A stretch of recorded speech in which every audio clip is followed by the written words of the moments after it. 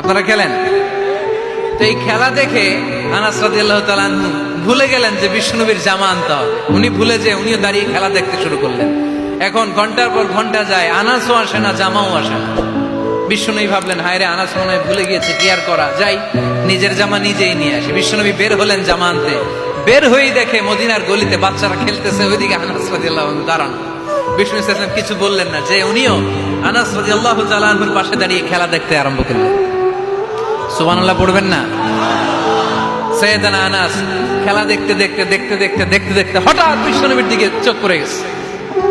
বিশ্বনবীর চোখের দেখে যখন সাইয়েদানা আনাস রাদিয়াল্লাহু তাআলা আনহুর চোখ পড়ে গেছে, সাইয়েদানা আনাস বলে, আমার কলিজাটা এখান থেকে এই দিকে চলে আসছে। ভয়ে। কিসে? ভয়ে। উনি বললেন, আমার গলা শুকিয়ে যেতে আরম্ভ করলো, কাঁপতে লাগলাম। আয় হায়, এখন আমার মনে পড়ছে বিশ্বনবীর জামা আনতে পাঠাইছিল, ভুলে গেছে খেলার আবেশে পড়ে।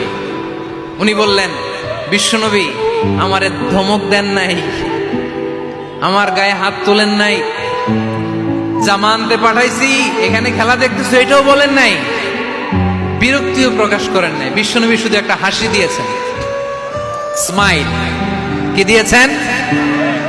একটা মুচকি হাসি দিয়েছেন। কি হাসি?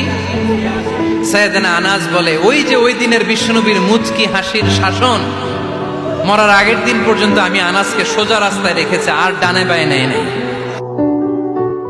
তুমি সুস্নিগ্ধা, তুমি রূপবতী, তুমি গুণবতী, তুমি সুহাসিনী, তুমি সুকেশিনী, তুমি শুভাসিনী, তুমি অসূর্যম পোষ্যা, মেঘ কালো কেশ, কাজল কালো চুল, হরিণের মতো ডাগর ডাগর দুটি তোমার চোখ।